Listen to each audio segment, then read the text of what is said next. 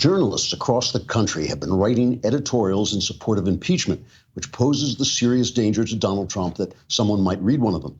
The New York Times, a former newspaper, published an attention-grabbing and emotionally powerful ad for a luxury hotel in Key West that really did look lovely. But on another page, there was some soporific call for the president to be brought down.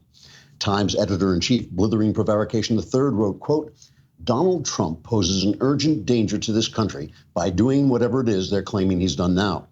Never before has a president used government resources to investigate the campaign of an opposition candidate. And if he's not stopped, he might soon be using dishonest means to get warrants to spy on American citizens, which is absolutely unheard of, at least by anyone who gets their news from this paper. Trump presents a threat to Western civilization as we know it, which is as a racist, imperialist destroyer of innocent indigenous people who were just going about their business, enslaving and killing one another until we showed up and ruined everything, unquote. Television journalists are also weighing in. Wolf Blitzer, in a commentary delivered to the CNN audience, who was rushing to catch his connecting flight to Baton Rouge, said, quote, this historic impeachment is so historically historical that it's even historic how historic it is. Clearly, this is the beginning of the end of the wall closing on the point, whatever it was I was talking about, unquote. The Washington Post, where democracy dies of boredom, wrote, quote, some might say this president has done a great job, while those running against him are a pack of clueless socialists who couldn't run an electric train, let alone a country. So if we don't impeach him, how the hell are we going to get back in power, unquote. The Post editorial did receive an almost immediate response from Polly, the parrot whose cage was lined with the paper. Trigger warning, I'm Andrew Klavan, and this is The Andrew Klavan Show. I feel hunky-dunky, life is tickety-boo. Birds are winging, also singing hunky-dunky-doo. Ship-shape, tipsy-topsy, the world is zippity-zing. It's a wonderful day, hurrah, hooray! It makes me want to sing. Oh, hurrah, hooray! Oh, hooray, hurrah! Here we are still in New York, high atop Park Avenue, the lovely Park Avenue. The weather here is absolutely atrocious. I have no idea why anyone would live here when they could live in California with all the Democrats. There's a famous quote that is often wrongly attributed to Albert Einstein that defines insanity as doing the same thing over and over while expecting a different result. As far as I'm concerned, that's really just a definition of the human condition. I cannot tell you how many people I've met who live in emotional misery because of their own behaviors and not only refuse to change those behaviors, but insist on the wisdom of them and refuse to and even build whole personal philosophies to justify them. Now and again, I'll even get a letter from someone who's clearly neck deep in personal unhappiness, but tells me he's written an amazing manuscript on what the best way is to live. It's only the sane, happy people I know who ask themselves when they're depressed, what am I doing wrong? How can I change? What's true of individuals is true of societies. When I look at San Francisco and Los Angeles, where I live, I see once amazing cities in a paradise-like state that have been turned into third world cesspools by years of Democrat policies. But not only do the voters keep returning the Democrats to power, but those who get fed up and leave move to well-run conservative states like Texas and start voting Democrat there. It's nuts. Today in the New York Times, a former newspaper, a book critic made his year-end recommendations, and he said this is the headline, that these books salvaged an often sour year.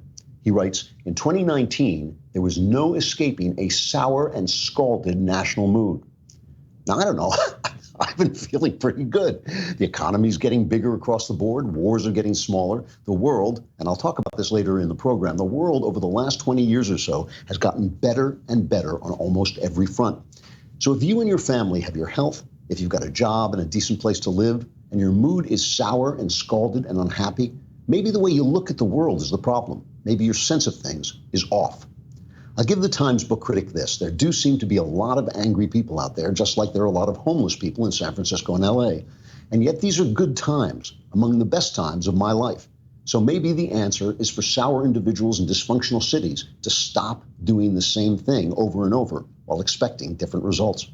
I keep hearing commentators talk about how Americans are living in two different realities, but that's not right, is it? There's only one reality. And if peace and prosperity have got you down, maybe the problem isn't Donald Trump. Maybe it's you. I'll talk more about this kind of double vision that I think we're all experiencing that people have seen the world in just these two different ways. But first, let me talk about NetSuite. You know, yesterday I was talking about the fact that I was hoping that computers and the internet and all were making it easier for women who want to be at home with their children, who want to make a home, to run businesses out of their home. But in order to run your own business, you need tools that will help connect you to the numbers that underlie your business. And that's what NetSuite is for. What keeps growing businesses from knowing their numbers is this hodgepodge of business systems. NetSuite comes in handy because it's a business management software that handles every aspect of your business in an easy-to-use cloud platform. It gives you the visibility and control you need to grow. With NetSuite from Oracle, you save time, money, and unneeded headaches by managing sales, finance, and accounting, orders, and HR instantly, right from your desktop or phone. That's why NetSuite is the world's #1 cloud business system. And right now, NetSuite is offering you valuable insights with a free guide, 7 key strategies to grow your profits at netsuite.com/Klavan. That's netsuite.com/Klavan to download your free guide, 7 key strategies to grow your profits. netsuite.com/Klavan. Anybody who wants to run a business has to know how to spell Klavan. It's Klavan. There are no E's in Klavan. No E's in Klavan. I'm waiting. See, now they have me waiting for the song, and when it wasn't there, I just completely fall apart. It's kind of a trauma. So don't forget the mailbag is tomorrow. Write in to you got to. Yeah. The voices in my head are driving me insane. You have to be a subscriber to dailywire.com to get your questions answered. To go to dailywire.com. And I'll tell you, in a little while, I have a holiday offer for subscriptions that will help you out. But go and subscribe so you can be in the mailbag. You can ask me anything you want. You can ask me about religion. You can ask me about politics. You can ask me about your personal life. And all my answers are guaranteed 100% correct and will change your life. For the better, you're just going to have to find out. But that's the mailbag tomorrow. So get your questions in right now. Go to dailywire.com, go to the podcast section, go to the Andrew Klavan podcast, hit that little mailbag button, and you can send your questions in if you're a subscriber. Let me begin with this. Here is Steven Pinker, the psychologist, giving one of these TED Talks about the reality of the way the world is actually going. You can always fool yourself into seeing a decline if you compare bleeding headlines of the present with rose-tinted images of the past. What does the trajectory of the world look like when we measure well-being over time using a constant yardstick? Let's compare the most recent data on the present with the same measures 30 years ago. Last year, Americans killed each other at a rate of 5.3 per 100,000, had 7% of their citizens in poverty, and emitted 21 million tons of particulate matter and 4 million tons of sulfur dioxide. But 30 years ago, the homicide rate was 8.5 per 100,000, poverty rate was 12%, and we emitted 35 million tons of particulate matter and 20 million tons of sulfur dioxide. What about the world as a whole? Last year, the world had 12 ongoing wars, 60 autocracies, 10% of the world population in extreme poverty, and more than 10,000 nuclear weapons. But 30 years ago, there were 23 wars, 85 autocracies, 37% of the world population in extreme poverty, and more than 60,000 nuclear weapons. These statistics really are amazing. I know they're just statistics, and it doesn't mean your life is going well, and it doesn't mean we don't have problems. It certainly doesn't mean we don't have spiritual problems, which we obviously do, just looking at the suicide rate. But let me, I don't want to overload you with this, but let me just give you some more, because there was also a piece in the Wall Street Journal this morning by a guy named Johan Norberg, who's a senior fellow at the Cato Institute, and he's written a book called Progress, 10 Reasons to Look Forward to the Future. He says the 2010s have been the best decade ever. The evidence is overwhelming. Start with the United Nations Development Report. Now, the funny thing about this report, because I read part of this report, is it's a warning about inequality, but it plays down this. The gap in basic living standards is narrowing, with an unprecedented number of people in the world escaping poverty, hunger, and disease. The World Bank reports that the worldwide rate of extreme poverty fell more than half from 18.2% to 8.6% between 2008 and 2018. Last year, the World Data Lab calculated that for the first time, more than half the world's population can be considered middle class. Think about that for a minute. Just pause for a minute and think, actually cast your mind back to actual history, not make-believe history where Columbus comes and kills everybody, but actual history where people are living in squalor, which is the way humankind has been living for most of its existence and throughout most countries of the world. It's just an amazing thing when you think about it. I mean, I've seen these places, these third world places where people still live in huts, but that is changing if for the first time more than half the world's population can be considered middle class. Health progress, he goes on to say, has been remarkable. People have better access to water, sanitation, healthcare, and vaccines. The incidence of malaria in Africa declined almost 60% from 2007 to 2017, and antiretroviral therapy reduced HIV/AIDS deaths more than half. Global life expectancy increased by more than 3 years, mostly thanks to children not dying anymore. We were talking a little bit about that yesterday. The global mortality rate for children under 5 declined. It's just, all of these things are just unbelievable. But the one last stat I want to get to is that the environment is improving, all right? At a certain point, developed countries start polluting less. This is really important. Death rates from air pollution declined by almost a fifth worldwide and a quarter in China between 2007 and 2017. Rich countries use less basic materials. Global warming remains a challenge, he says, but wealthy societies are well positioned to develop clean technologies and to deal with the problems of a changing climate. What is a realistic attitude toward this? Hooray? Maybe zippity-doo-dah, Yahoo, something like that, something like that. Here's Greta Thunberg with her reaction. This is all wrong. I shouldn't be up here. I should be back in school on the other side of the ocean. Yet you all come to us young people for hope. How dare you? You have stolen my dreams and my childhood with your empty words, and yet I'm one of the lucky ones. You know, I mean that is sad. It is sad. How dare you? How dare you? How dare you say this? But it is sad. It is sad that a child, a 16-year-old child, should feel this way. And you know, here's the thing. Recently, there was this kind of dust up when remember that crazy leftist law professor at the impeachment hearing? She made a joke about Barron Trump, and Melania Trump said, you know, that she should be ashamed of herself. And but he said, well, you didn't say anything about when your husband attacked Greta Thunberg. He's been kidding her about having anger management issues and telling her that she should relax. And the White House said, you know, this is different. Barron Trump is not a political figure. He's not bothering anybody. He doesn't appear anywhere. He doesn't make any speeches. He doesn't do anything. This is a political figure, but it's also a strategy. It's a strategy to defend a lie. The lie is that global warming is a disaster and we're all going to die in 12 years.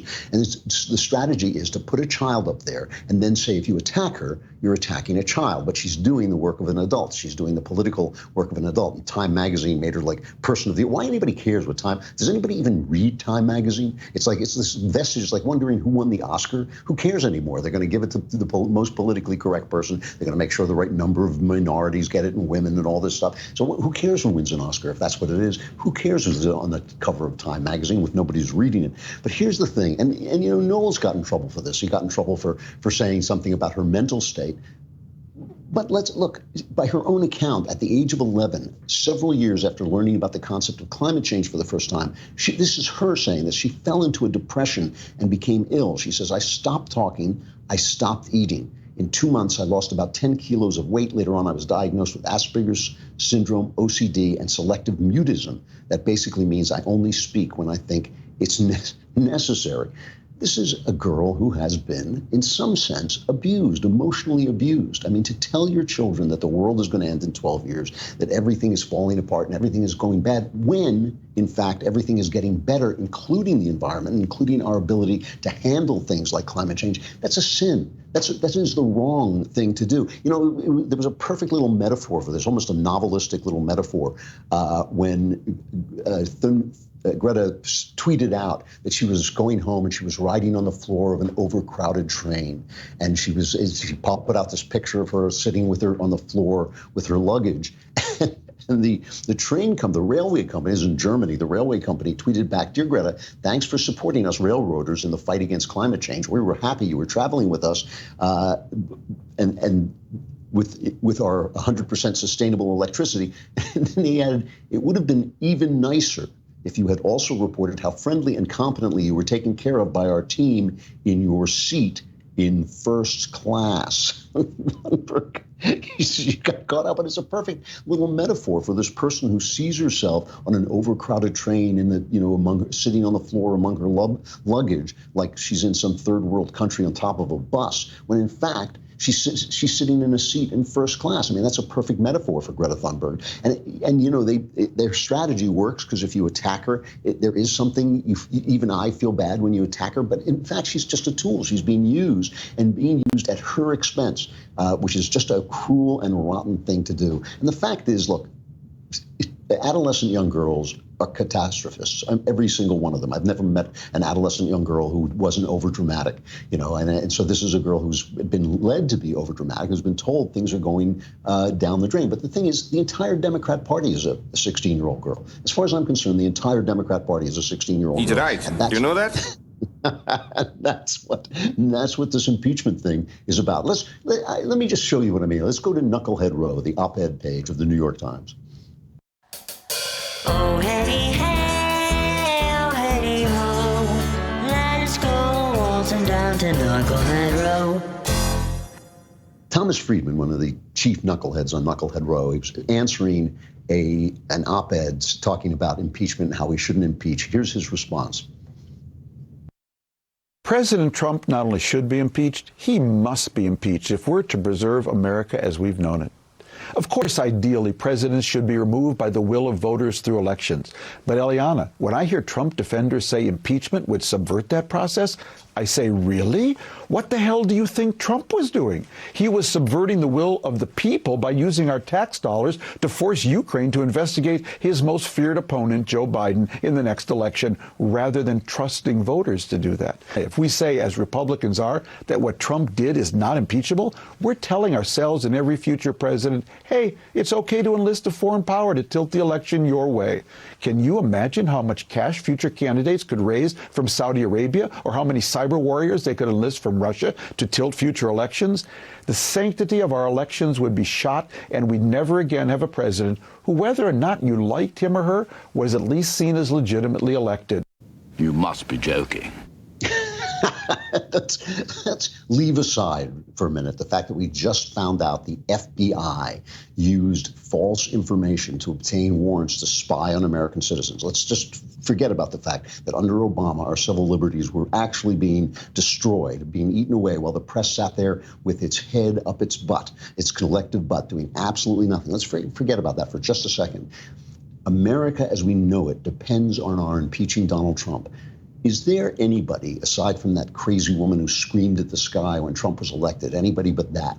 Is there anybody who really feels that way? I mean, when you look around, do you feel that Donald Trump saying to Ukraine, and while you're at it, look up Joe Biden and see what he was up to? It threatens your security and your freedom. I mean, they're inventing this. Not only are they inventing this world, listen to this is Masha Geeson of the New Yorker. Listen to what she says about it. What worries me the most, actually, is that I think that since about a week ago, when we saw the legal experts testifying in Congress, I think we've been in new territory, which is the sense that reasonable people can disagree about whether he should be impeached. Right. I think this was Turley's testimony in the Judiciary Committee, but I found it absolutely terrifying. Are you serious? It's absolutely terrifying that reasonable people might disagree with her opinion. This is an amazing thing. And I believe her. I believe she's absolutely terrified. I believe she is living in a world in which Donald Trump is a threat to our civil liberties, but Obama is not. And again, I don't think there are two realities. I think I'm right and she's wrong. I think it is a true threat to our civil liberties when the FBI spies on American citizens, lies to get authorization to spy on American citizens in order to thwart a political campaign. I think that's a real threat. I think what Donald Trump did, a little sloppy, a little bit of a big mouth, not so much. I'm right, she's wrong. And this is the thing. I mean, she's miserable and I'm not. And it's not because I wasn't even miserable during the Obama administration. I just thought, oh, we lost. We'll have to win next time. That is not the outlook that they are taking. Does anybody truly wake up afraid, unless it's a 16-year-old girl, does anybody wake up afraid that Donald Trump has somehow impaired our right to have a free and fair election more or at all compared to the FBI and the way they treated him? I really doubt it. And the funny thing, here's the funny thing about impeachment. Not only do I disagree that Trump's behavior is impeachable, but I think you could really look at the whole thing from the absolute opposite angle. And I will do that in just a second. But first, let me talk about CarShield. Because, you know, the other day, I'm sad to say this is true, I pressed the wrong button on my automatic garage and the door came down and hit my car. Anytime your car can get those kinds of annoying little damages that have to be fixed, and their cars are they're like computers on wheels now. They have electronically controlled transmissions, touch screen displays, dozens of sensors, and all of this stuff is expensive to fix if it breaks. CarShield has affordable protection plans that can save you thousands for a covered repair, including computers, GPS, electronics, and more. You get to choose your favorite mechanic or dealership to do the work, and CarShield takes care of the rest. They offer complimentary 24/7 roadside assistance and a rental car while yours is being fixed. CarShield has already helped over 1 million customers. You can be one of them. Whether you have 5,000 miles or 150,000 miles on your car, it's inevitable. Something will break and you can get this kind of protection. Don't wait until your check engine light comes on. Get covered by CarShield today. Call 800-CAR-6000 and mention code Andrew, or visit carshield.com and use code Andrew to save 10%. That's carshield.com, code Andrew. A deductible may apply. The funny thing is that the Democrats are basically threatening to turn the tables. The Republicans are basically threatening to turn the tables on this entire investigation. Bill McGurn has a terrific column in the Journal today saying now that his impeachment work is over, here's a new assignment for Adam Schiff to investigate whether the bad intel in the Christopher Steele dossier was there because the former British spy was a sloppy partisan, or was he the patsy in a Russian disinformation campaign? As chairman of the House Intelligence Committee, Mr. Schiff is plainly the man for the job. Such an investigation fits comfortably with his oft-stated complaint that Vladimir Putin interfered in the 2016 presidential election and will do so again in 2020 if we don't stop him. Meanwhile, the allegation that the Steele dossier was a product of Russian disinformation comes from one of Mr. Schiff's own star witnesses, Fiona Hill. Now, this was something that happened in the impeachment hearings. It was really one of those moments that, of course, the mainstream press sort of buried. But Adam Schiff was trying to get at, the myth that the Democrats spread around and that Mueller helped spread was that Vladimir Putin was trying to get Trump to win and Hillary to lose. And I said from the very beginning, that is absolutely absurd. Everyone knew, including me, everyone knew Hillary Clinton was going to win. There was no way Vladimir Putin had any idea that Donald Trump could win, because nobody had any idea Donald Trump could win. So I speculated, well, what was he doing? He's obviously just screwing around with our election. And their own witness, Fiona Hill, said the same thing. Here she is. The Russians' interests, frankly, are to delegitimize our entire presidency. So one issue that I do want to raise, and I think that this would resonate with our colleagues on the committee from the Republican Party, is that the goal of the Russians was really to put whoever became the president, by trying to tip their hands on one side of the scale, under a cloud. So if Secretary, former First Lady, former Senator Clinton had been elected as president, as indeed many expected in the run-up to the election in 2016, she too would have had major questions about her legitimacy. And I think that, what we're seeing here as a result of all of these narratives, as this is exactly what the Russian government was hoping for. If they seed misinformation, they seed doubt, they have everybody questioning the legitimacy of a presidential candidate, be it President Trump or potentially President Clinton, that they would pit one side of our electorate against the other, that they would pit one party against the other.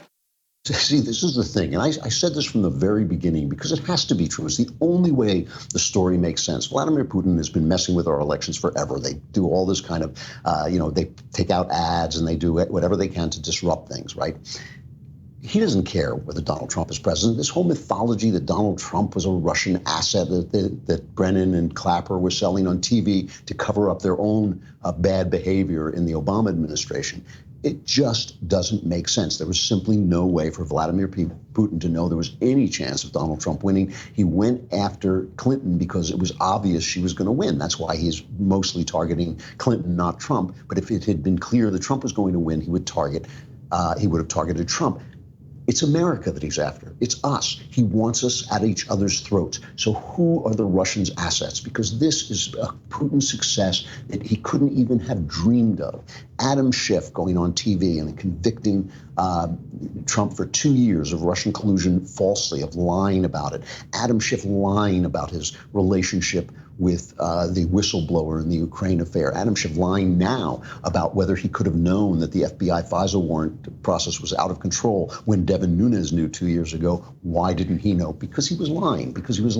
Adam Schiff is a Russian asset. I don't think on purpose. I just think he's a patsy. Who has played in to the Russian plan to turn us against each other? James Comey, another guy. James Comey, who went after Trump with a vengeance, who made it sound as if it were possible that Donald Trump was some kind of, colluding with the Russians. As I think it was Lindsey Graham recently said, Donald Trump doesn't collude with anybody. He doesn't collude with his own government. Why would he collude with the Russians? It's nonsense. And of course, Jerry Nadler, who just does whatever he's told, I'm sure, who's bumbling around trying to make this impeachment thing sound like it's a constitutional emergency. These are the three Russian stooges. These are the guys who, this is the Mo, Larry, and Curly of Russia's attempt to fiddle with our country. And they have just been patsies for this guy who is very good at disinformation and who sent that disinformation through Christopher Steele and through this now we know bogus dossier.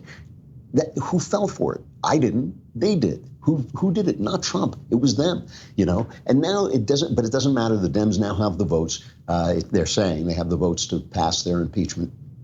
All these people who became I think it's over 30, who gave the Democrats the House majority by winning in Trump-friendly states, have basically, I'm sure, been bullied by Pelosi into doing her dirty work, because there's no way they're going to let this vote fail.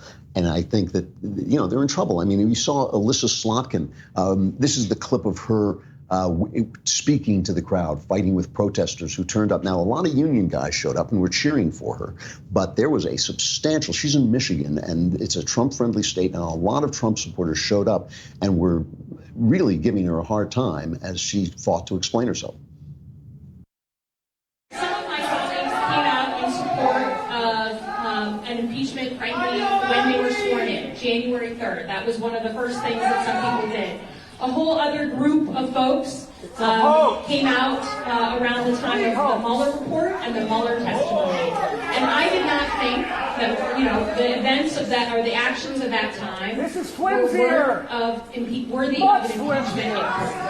And I didn't, because I thought we needed to let the election of 2020 decide what was going to happen in our country. On the very basic facts that the President of the United States came out, and his lawyer came out and said very specifically that they had reached out to a foreign power and asked him for information on political rights.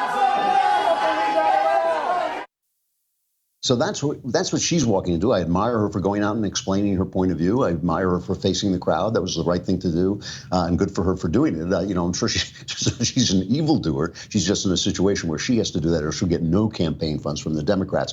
Here's Lindsey Graham, though, talking about the way he sees impeachment. He's now become a powerful force for this as this Senate trial approaches. This is cut 11. I want cut 11. I have nothing but disdain for this. I'm trying to make myself clear. What you're doing in the House is bad for the presidency. You're impeaching the President of the United States in a matter of weeks, not months. You had a 2-year investigation. That wasn't enough. I think this whole thing is a crock. You're shutting the president out. The process in the House, any partisan group could do this in the future. You're weaponizing impeachment, and I want to end it. I don't want to legitimize it. I hate what they're doing. What he's talking about, too, is he's talking about just not even having witnesses at the trial, just using the House testimony that from their hearings as the trial and then throwing them all out. And then he's talking about investigating Hunter Biden and Joe Biden separately. And he's a friend of Joe Biden. So when he talks about it, he may well mean it. Meanwhile, again, of these 2 points of view, reality or Democrat, the people are starting to side with reality. I mean, reality always has a voice, no matter how big the empire of lies is. Reality always has a voice. Weeks of congressional hearings and debate have failed to move the electorate on impeachment, according to the latest Fox News poll. At the same time, approval of President Trump's performance has climbed 3 points. It's 45% of voters approve of the job Trump's doing, up from 42% in late October. Over half, 53%, disapprove. That's about the same as what Obama had at this point. That lands the president almost exactly where he started the year. So this has moved the needle not at all as far as that goes. And that, like I said, that is where Obama goes. So I'm telling you, reality has a voice, and the people who do not see reality ultimately are going to get burned. I really do think that when you're living in this fantasy world that makes you miserable, it may be time to think about yourself, and maybe it's all you, and maybe it's not the world. Let me talk, before we take a quick break, let me talk about our fantastic holiday deals, because I know you're out there shopping and walking from place to you're on the internet. But even so, you want the perfect gift for your loved ones. What is the perfect gift? What else? Of course, a Daily Wire gift membership. From now till January 1st, all Insider Plus gift memberships will be 25% off. That means your loved one will get all the fantastic perks, plus the majestic, unique leftist tears tumbler. But you will get the savings. You'll get them the gift, but you get the savings. That's 25% off all Insider Plus gift memberships this holiday season. Give them a gift that they will thank you for all year long. Go to dailywire.com/gift to get your 25% off. Again, that's dailywire.com/gift to get your 25% off. Don't wait, because they will want to be in the mailbag, which is coming up tomorrow. So go on dailywire.com. Scream, you have to scream like that. That's the code. That's the password. You scream like that, and then you get a subscription, and then go to the podcast section, the Andrew Klavan podcast, hit that mailbag button, ask me anything you want. All your problems will be solved for the price of a subscription. Who else offers you a deal like that? We got to say goodbye to Facebook and YouTube. Good chance to come over to dailywire.com and subscribe.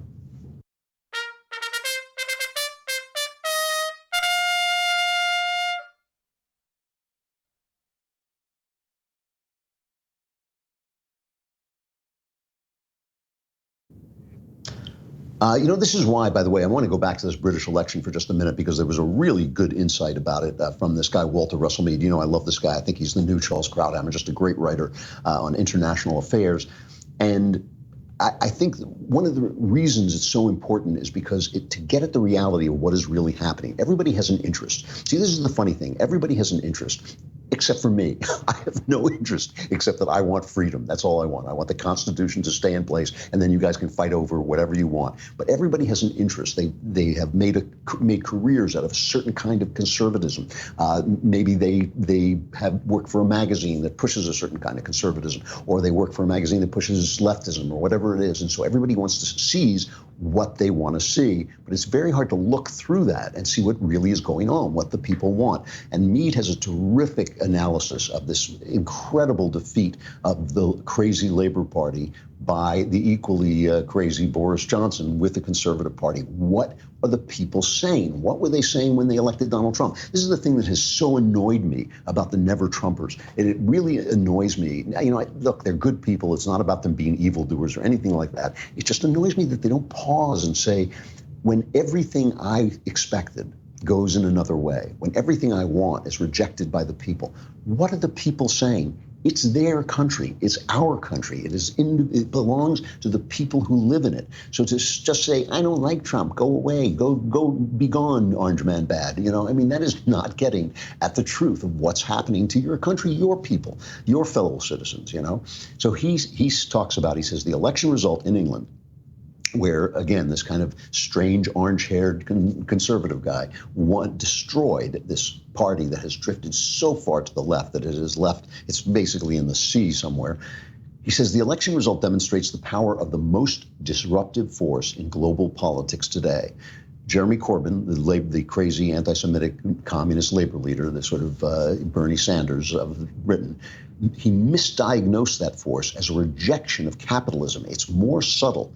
Voters around the world want the prosperity and opportunity that global capitalism provides, but many fear and reject the social consequences of the free market. Well, this is the argument I get in with Ben all the time, right? You just can't say, oh, people's communities are being destroyed by global capitalism, but I like global capitalism, so we don't have to do anything about it. We don't have to deal with these people. They have a vote. It's their country. And when you leave them starving and committing suicide, they're going to vote the people you like out of office, and they're going to vote in people that you don't like.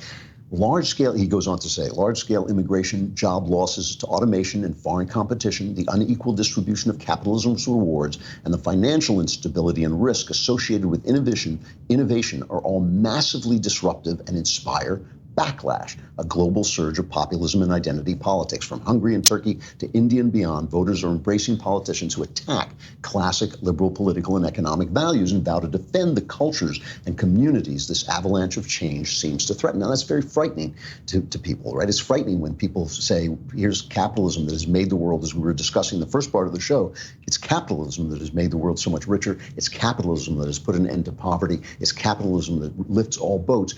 But the kind of capitalism we're practicing has caused problems in separate countries. That countries have identities, they have cultures, and they want those cultures to remain. And Walter Russell Mead goes on to talk about Edmund Burke, whom I'm also always talking about. He wrote this incredible book called Reflections on the Revolution in France, which just prophesies the terror that's coming after the revolution in France.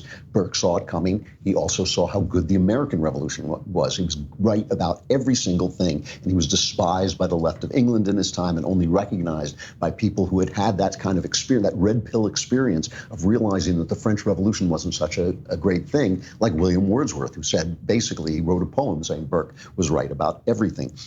Burke's whole point is that the radicals hate your traditions. They hate your traditions, and because they see them as obstacles to what they want to accomplish. We know this here, right? This is the left.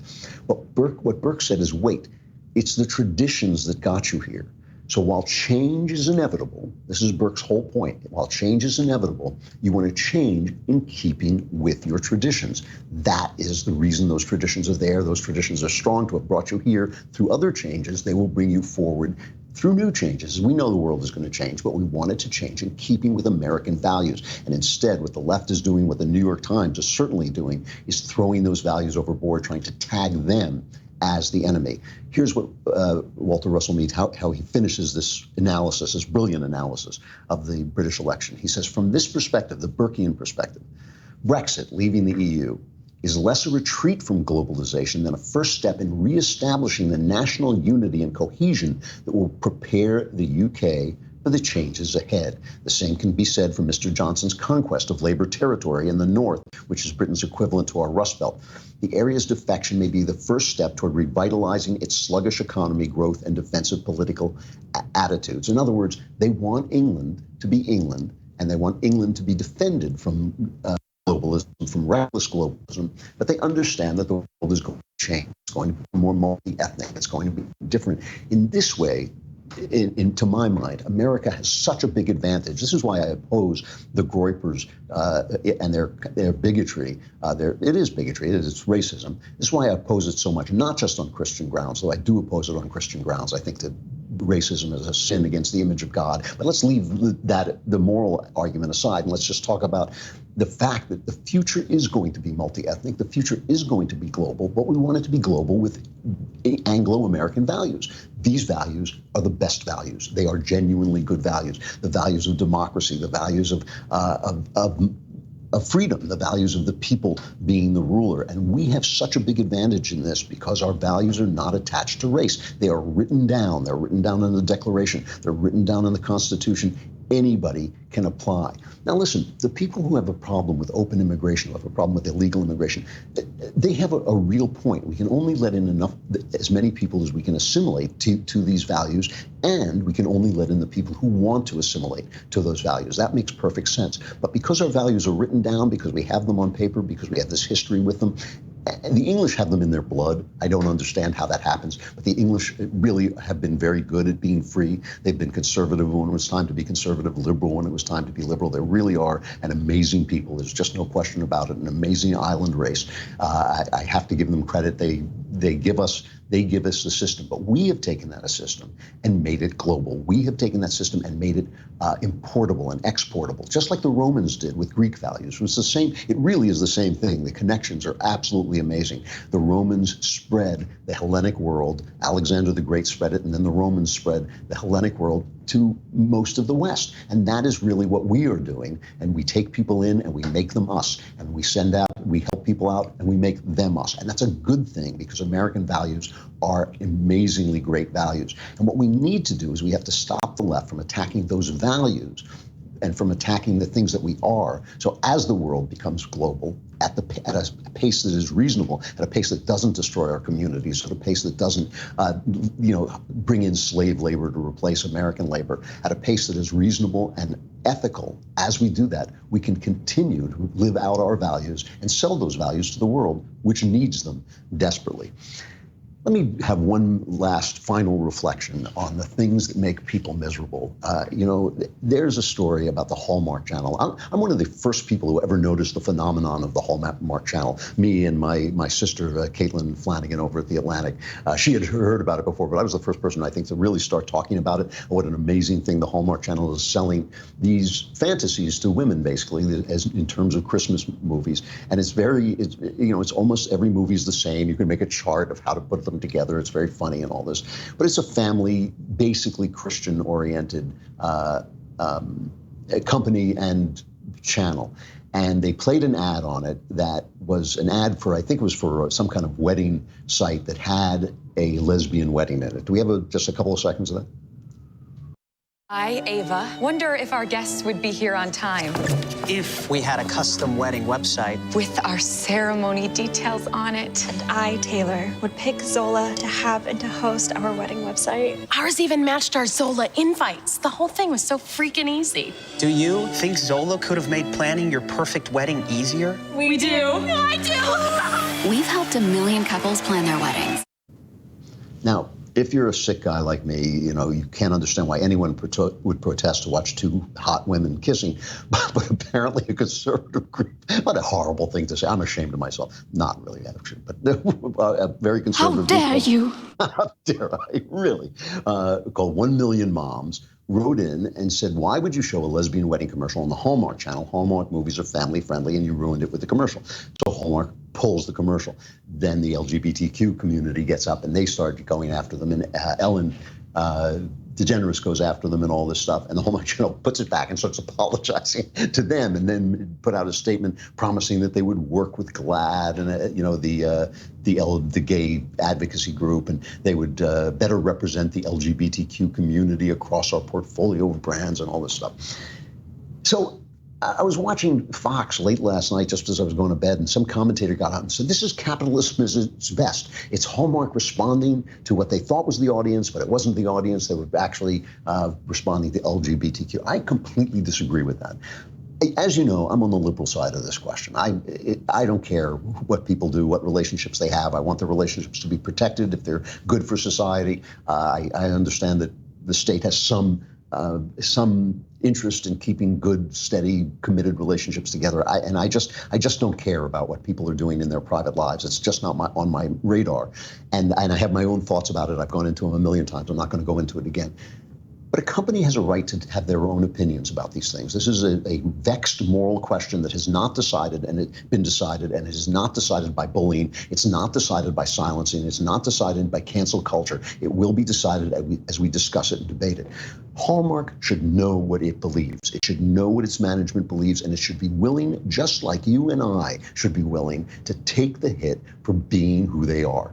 If they believe that this is wrong and they believe their audience is best served by not having it on, they should not have it on. And the problem with to me, with all these people, and the problem with this idea of capitalism, that money rules, that a company is ruled only by profit. Of course, a company is ruled by profit, but that it's ruled only by profit is, to me, a desertion of the idea of values and the idea of your right to defend those values. And what I want to know about this cancel culture is, has it made a single person happier? Are gay people really well served in being seen as bullies and tyrants and having this powerful, arm that basically can beat anyone into submission? Has anybody been served by this idea that we can only use this word and not that word? Have the lives of black people been made better by calling everybody racist? Have the lives of gay people been made better by bullying people out of their deeply held values and trying to run people out of business when they disagree? I don't think so.